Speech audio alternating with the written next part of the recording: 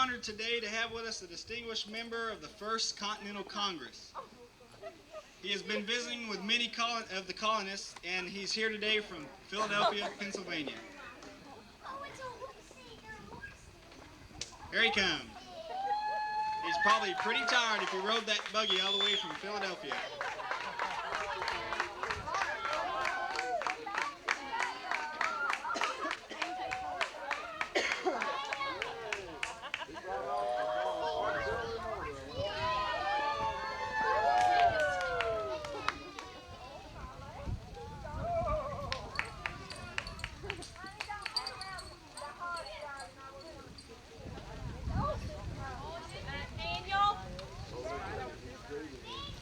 Daniel, come here.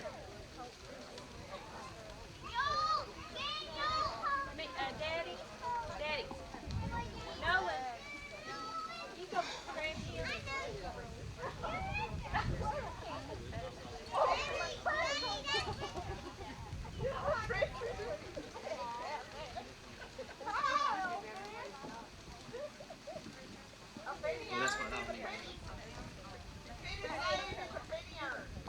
Penny saved is a penny earned. So how are you folks today? It's a very distinctive privilege to be here with you today. I don't know whether you know it or not. My name is Thomas Jefferson. Thomas Jefferson. And I greet you in the name of the First Continental Congress of the 13 United States of America. In the year of our Lord, 1776. July 4th. Today is a very, very special day in our history's country.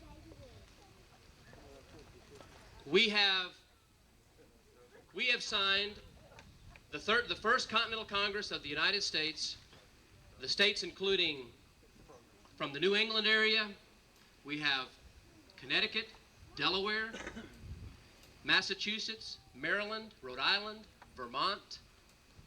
We have Pennsylvania, New Jersey, New York, down to Virginia, North Carolina, South Carolina, down to Georgia.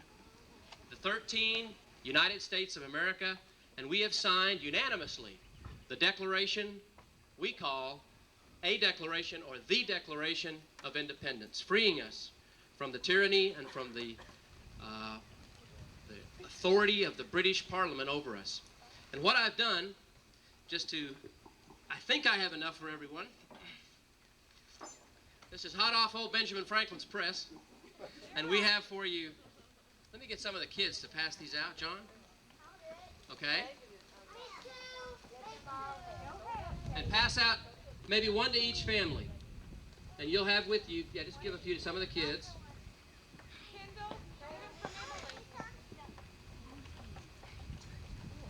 And this is a copy of the Declaration of Independence.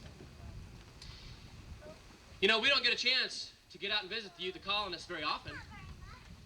And what I'd like to do, before I read just a portion of this document that I drafted personally, I'd like to share with you just a little bit about my life, who I am, and how it came to be that I had an opportunity to write this. As I said, my name is Thomas Jefferson. I was born in Shadwell, Virginia, April 13th, 1743. Shadwell, Virginia is located very close to Charlottesville, Virginia. Charlottesville being in the center of the state of Virginia. Very close, the Appalachian Mountains run on the west side of Shadwell, right and almost in the heart of the Shenandoah Valley. Beautiful country, God's country. And if any of you had an opportunity to be up that way, I know you'd enjoy it as much as I do. My father, his name was Peter Jefferson. He was a very prominent landowner, farmer, agronomist, avid reader, very intelligent man. And I respect and admire my father very much. He taught me to read, he taught me to write. He taught me 2 different languages, English and French. Gave me an opportunity to read many things. We read every night together. We read Plato, we read Socrates, we read science, life sciences, we read math. And my father influenced me greatly. My mother was a Randolph. I'm sure some of you may be familiar with the Randolph family. They're a very prominent, wealthy family from Boston. And my mother, because of her cultural background, she always taught me the proper things. The proper way to act, the proper way to dress, the proper way to speak, the proper way to act at social gatherings. How do you do, ma'am? How do you do, sir? So my mother was always teaching me the proper things, the proper ways, and that's what I respect about my mother. When I was 16 years old, I attended William and Mary College in nearby Williamsburg, Virginia. When I was 20 years old, I graduated. When I was 20 years old, I graduated from William and Mary, and I was proficient in 7 languages at 20 years old. I could speak English, Latin, Greek, Italian, French, Spanish, and German at 20 years old. I was an expert violinist and played for the governor of Virginia in his chamber music group for 5 years. I'm a very avid and love music. I love to sing. I love to dance. I love to breed horses. I have never gambled. I've never played cards. I've never done anything that I feel like that is unworthy of my parents' name or their heritage. And I've never been party to any kind of a personal quarrel in my life. After college, I had a great desire to go into law. However, there were no law schools to attend because law schools were not around. So what I did, there was a prominent man by the name of George Wyeth, who was probably the most prominent attorney in New England. And he came to me because of my scholarly background and asked me if I would apprentice with him in law, which I did. And that's how you learn law school. You learn by watching, by doing, by acting. I did George Wyeth's briefs. I did all of his errands for him. And after 5 years, I was given an opportunity to be admitted to the bar in 1767. In 1772, I found the love of my life, a wonderful lady by the name of Martha Skelton. Martha Skelton came into my life, and we were married on January 1st, 1772. We had 6 children. However, only 2 of them survived infancy. And my two daughters are basically what I pour my life into at this particular time. That and law school. And being a lawyer. What has happened, though, recently is, though, the laws of our colonies are being severely challenged by the British Parliament. And they are challenging our authority, they are challenging our independence and our freedom. And what I have done is I have made an outcry, as all of you have, to the British Parliament, that taxation without representation is tyranny. I've recently written a paper that has been called the Equal Rights Paper that has gone all over the colonies and all through England, and they're very upset about it. So what have they done? They've raised our taxes. And not only that, they've raised our taxes on tea. I don't know if you've heard about it recently or not, but they had a group of men in Boston called the Sons of Liberty. And they went out into the Boston out into Boston Harbor, disguised as Mohawk Indians. And they went out there and they dumped 300 barrels of tea into the Boston Harbor. It's been called, at least up in the Boston, New England area, it's been called and is being called the Boston Tea Party. Some party, huh? I wish I'd have been there. I'd have dumped some tea with them. But it's an outrage. We're being unfairly taxed. And our freedom in this country is being destroyed. And so I was called with many other men of liberty and my comrades and compatriots in the fight for freedom. I left my law practice and I went into the cause for freedom. I was admitted to the House of Burgess in 1775. War broke out in 1775, and I was elected to the First Continental Congress in 1776. In May of 1776, I was called to Philadelphia by a group of men. When I got there, they had drawn up, they had put together a committee of 5 men that they wanted to draw up a document that would declare to the world that the 13 United States of America were no longer under the authority of the British Crown, but were free and independent country. Thomas Jefferson, myself, along with Benjamin Franklin, Alexander Hamilton, John Adams, and Patrick Henry, were all on that committee. But because of my scholarly lawyer background and my ability to write, they asked me, Thomas Jefferson, to write the Declaration of Independence. I sweated over that document for 17 days, agonizing over every word, because this was the document I knew that would declare our freedom to all of the world. And after 17 days, in God's help, I was able to draft that document. I went back to Philadelphia, and there they gave me the opportunity to read that document in front of all of Congress. And it stirred the hearts, not only of the congressmen, but united the colonies together in a cause for freedom that would win the war. The war was won 5 years later. And what I'd like to do in a postscript, many of you don't know this, and I didn't know it until I started investigating the depth of these men's lives and what they stood for, what they died for. This is a postscript of the American Revolution and what happened to the 56 men. On your Declaration of Independence there, on the bottom of the second page, are the 56 original men that signed the Declaration of Independence. Of those 56 men, well, let me say this first. The American Revolution raged on for 5 years after that document was signed. 5 more years it went on. Long, tough years. In 1781, the British General Cornwallis surrendered to American forces at Yorktown, led by General George Washington. But of the 56 men that you see there that signed that Declaration of Independence, July 4th, 1776, 39 of them died in the war in the next 5 years. 14 of them died in battle, 8 were captured and hung, 7 of them died in prison from starvation and disease, 3 were captured and executed by firing squad. 4 of them, their homes were burned to the ground and all of their land was burned. 6 of them, all their material possessions were taken by the British. 2 of them died in prison during the winter when they froze to death.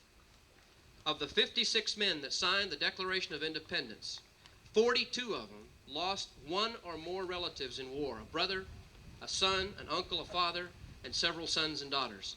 7 of the men on that page, their wives and all of their children were captured and killed. That's what it took to gain the freedom that you enjoy today. Someone has said, to be born free is a privilege. To die free is an awesome responsibility. Yet freedom is never free. It is always purchased at a great cost. Little did John Adams know how significant his words would be when he spoke to his wife Abigail on the passing of the Declaration of Independence and said, "I am well aware of the toil and blood and treasure that it will cost to maintain this declaration and support and defend these states. Yet through all the gloom I can see the rays of light and glory. I can see that the end is worth more than all the means. To those who sacrificed for our freedom, the end was worth the painful means. Where would we be, who are citizens of the United States of America, be today if there had not been those who counted the cost of freedom and willingly paid for it? Where will we be tomorrow if men and women of integrity do not come forward today and pay the price to reclaim a dying America?" John Quincy Adams said, "You will never know how much it has cost my generation to preserve your freedom. I hope you will never forget it. I hope you will always make good use of it." What we obtain too cheaply, we esteem too lightly. It is dearness only that gives everything its value. Heaven knows how to put a price upon its goods, and it would seem strange indeed if so celestial an article as freedom should not be so extremely highly rated. And Jefferson said, and let me, what I want to do is, let me have one of the, I want to read just the opening and the end of Thomas Jefferson's Declaration of Independence. In Congress, July 4th, 1776, the unanimous declaration of the 13 United States of America. When in the course of human events it becomes necessary for one people to dissolve the political bands which have connected them with another, and to assume among the powers of the earth the separate and equal station to which the laws of nature and of nature's God entitled them, a decent respect to the opinions of mankind requires that they should declare the causes which impel them to this separation. We hold these truths to be self-evident, that all men are created equal, that they are endowed by their Creator with certain unalienable rights, that among these are life, liberty, and the pursuit of happiness, that to secure these rights, governments are instituted among men, deriving their just powers from the consent of the governed. And then the end, the last paragraph. We, therefore, the representatives of the United States of America in General Congress assembled, appealing to the Supreme Judge of the world for the rectitude of our intentions due in the name and by authority of the good people of these colonies, solemnly publish and declare that these united colonies are, and of right ought to be, free and independent states, that they are absolved from all allegiance to the British Crown, and that all political connection between them and the state of Great Britain is and ought to be totally dissolved, and that as free and independent states they have all full power to levy war, conclude peace, contract alliances, establish commerce, and to do all other acts and things which independent states may of right do. And for the support of this independence, with a firm reliance on the protection of divine providence, we mutually pledge to each other our lives, our fortunes, and our sacred honor. Thomas Jefferson wrote that, and men dearly paid and sacrificed in blood for it. It's something we should never forget, and I have found it extremely moving to me and enlightening to me in studying about this man. I did a lot of research in reading about Jefferson, Adams, Hamilton, Patrick Henry, and some of the other great men that wrote this and were involved with this. And if you haven't ever done it, you need to do it, because those guys, man, they were something. They were something. They were heroes. They were champions in every sense of the word. And we need to remember them and what they did for us. So I bid you good day.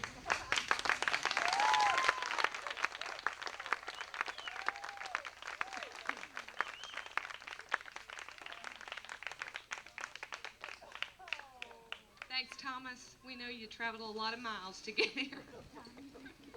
A lot of through time. Now we've got the Dennison family, don't we? I don't know. The whole family. Okay, yeah. The Dennison family. Yay! Uncle Nolan wants to know what you're doing.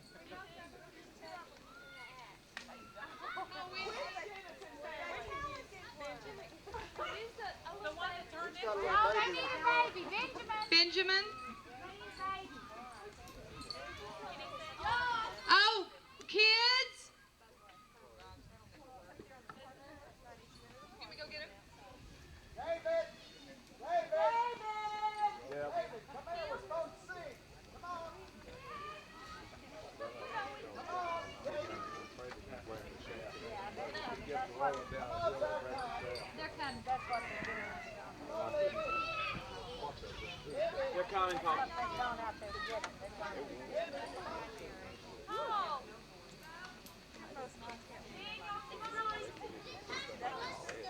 Well, okay, sing. Can't sing as well as Paul. Paul got used to singing in band all the time. That's why I got the Microphone.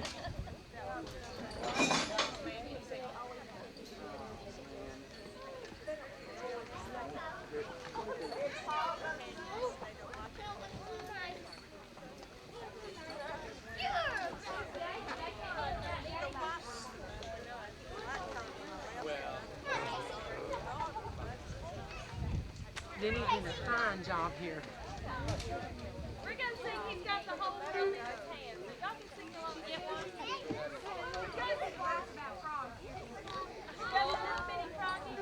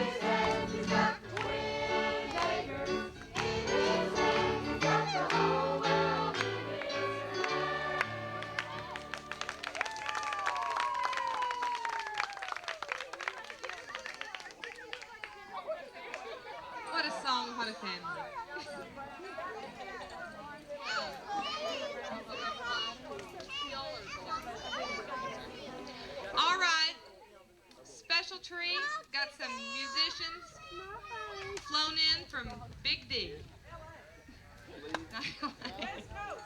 West Coast, Southwest Coast. We've got Bo and Steve and Hal doing a number for us. Steve on bass, Hal on lead rhythm guitar, and Bo, what are you on? Singing. He's on the trailer singing. Huh?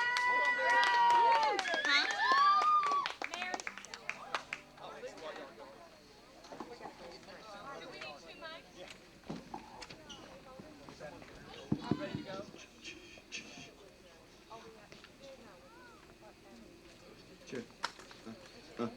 Hello. We're doing this. We're dedicating this song to my mom, Aunt Jean, Aunt Kat, and any other mothers. There's a bunch of them. Those primarily.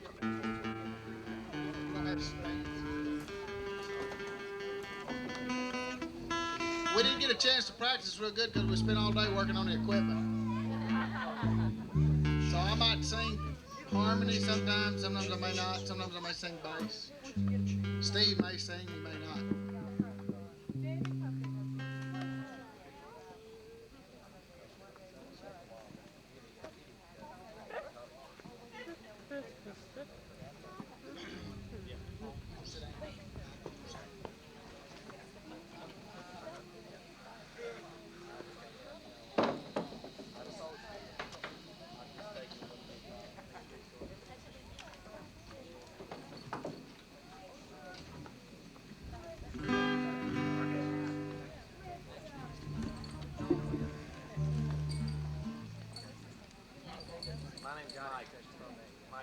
You gotta hold it right there.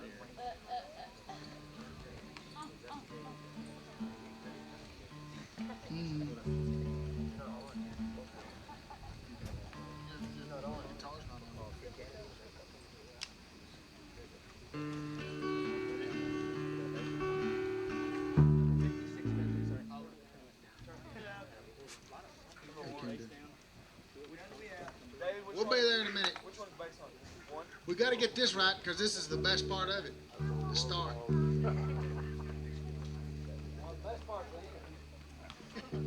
No, I mean just those first few chords before we start singing. That's the best part.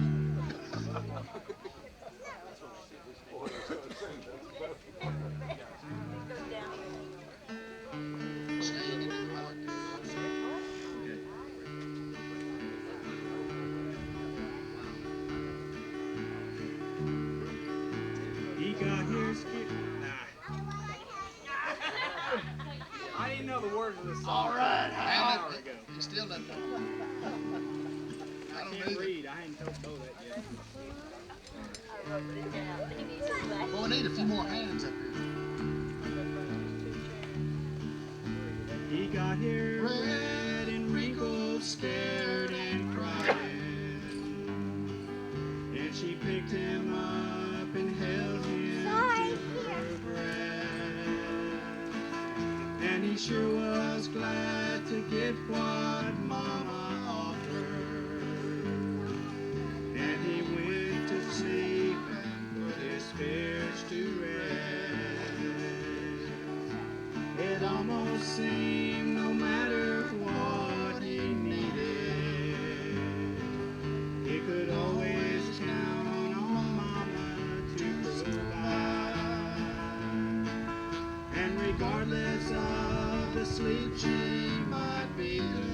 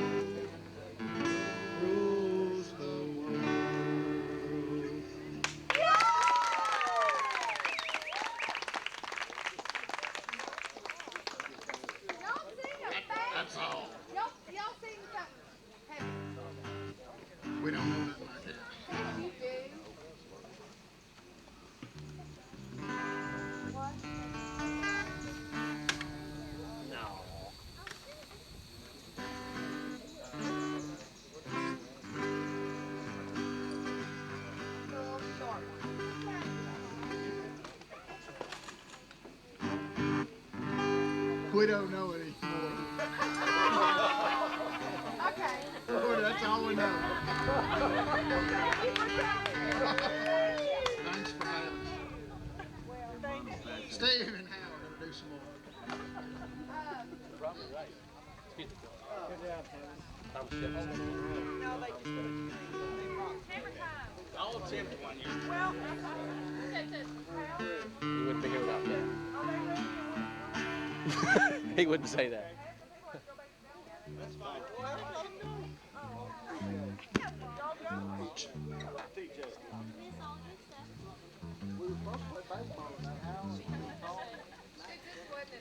where's Richard? Right here. Ready? Paul, we're ready. 8 hours a day.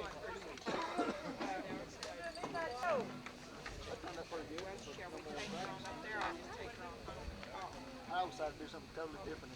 Where's Revo? Revo, we have a very special surprise for you tonight. Are y'all ready? Yeah! Wait a minute. Not yet. No, not quite ready yet, but we're ready in a minute. We have a very special surprise tonight for Revo. Revo has had a great desire in his heart for many, many years to have on his farm some cows. We're going to be, Revo, you think we're going to be bringing you some cows, right? Revo's had a great desire in his heart to have cows on his farm. He's had even a more greater desire to have chickens on his farm. Well, we can't bring you the cows, but we're going to bring you the chickens. And I'm telling you, they are some chickens. Ready?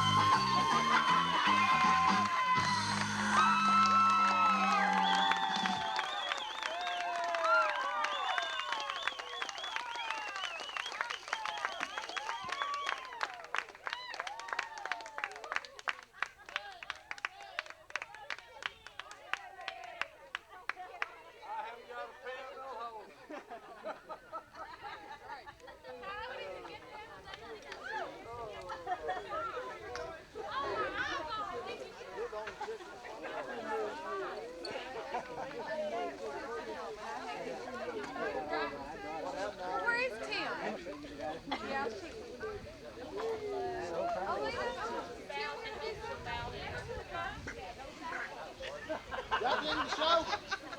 Don't ever put a garbage bag over your head. All right, from chicken to MC.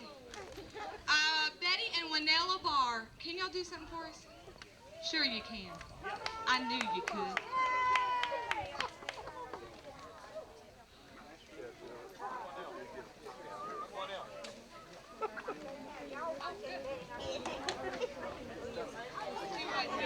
Dale, flip those switches up on that tray. In that box, just flip them up. Well, we're going to. This will be following that act right there. It's going to be hard to follow, I'll tell you. This is more of a serious number than that one was. But like Paul said a while ago, we're sure nervous. But like David said, we already have worked on ours before we got here. We'll use a little canned music. But we'd like for the children to be right here. And we're going to sing a little song called Animal Crackers. Animal Crackers. You may not know this, but it's almost #1 on the hit parade right now.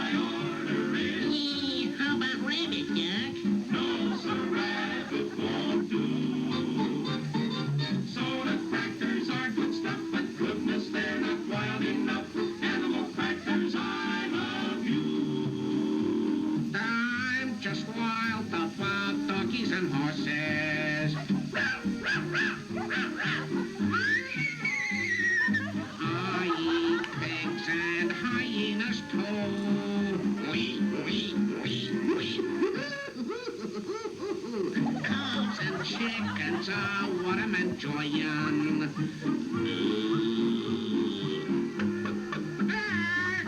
I could dine without a fuss upon a hippopotamus. Animal crackers.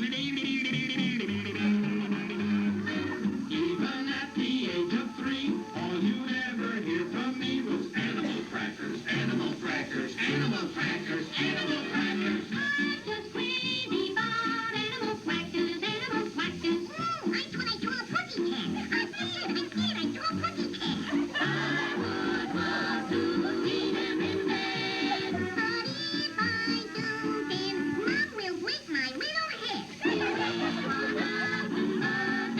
crackers, firecrackers won't do. I'll give up my bubble gum if you say you'll give me some. Animal crackers, I love you. So I'll take my cakes or take my pies, but don't take what I idolize. Animal crackers, I love you.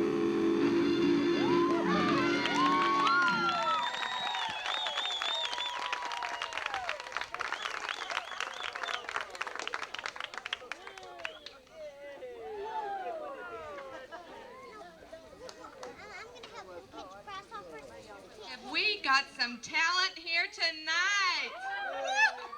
How are we going to top this next year? I'll bring some people from LA. Denison Sisters are going to please our ears with a number. Oh.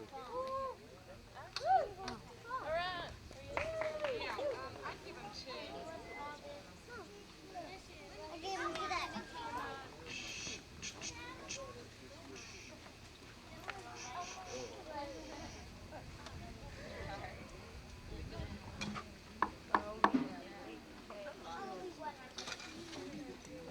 this weather now? How many are proud to be Americans? I'm proud to be an American. I'm proud to be an American.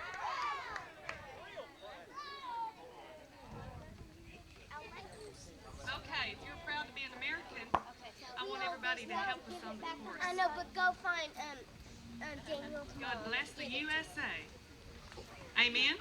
Amen. Amen.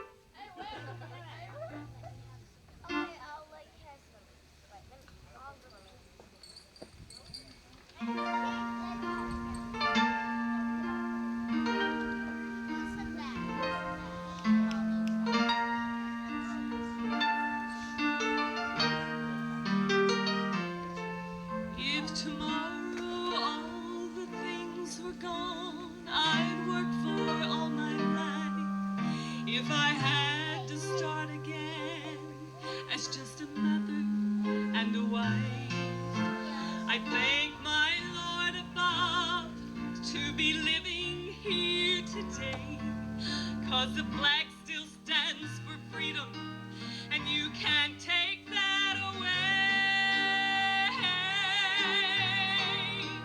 And I'm proud to be an American, where at least I know I'm free. And I won't forget the men who died, who gave that right to me. And I gladly stand up next to you and defend her still today. 'Cause there ain't no doubt I love this land. God bless the USA.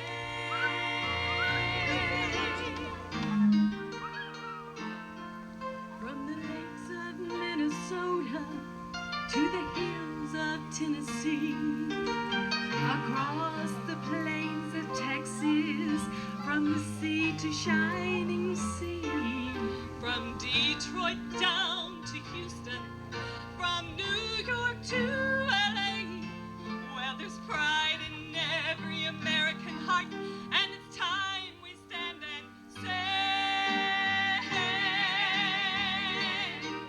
well, I'm proud to be an American, where at least I know I'm free. And I won't forget the men who died, who gave that right to me. And I gladly stand up next to you and defend her still today. 'Cause there ain't no doubt I love this land.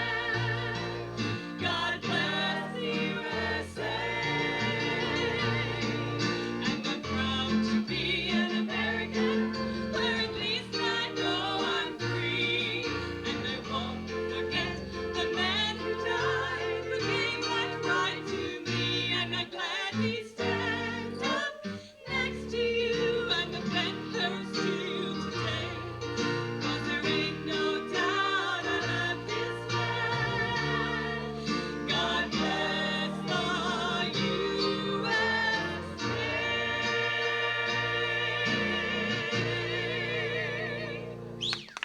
Thank you. Paul? I have a brother, Paul, who... Can we... Where is he? Did he go? Back here. Paul! Paul. I know you don't want to come sing, but you're going to come sing Thou Art Worthy with us real quick. It's the only way you can get him up.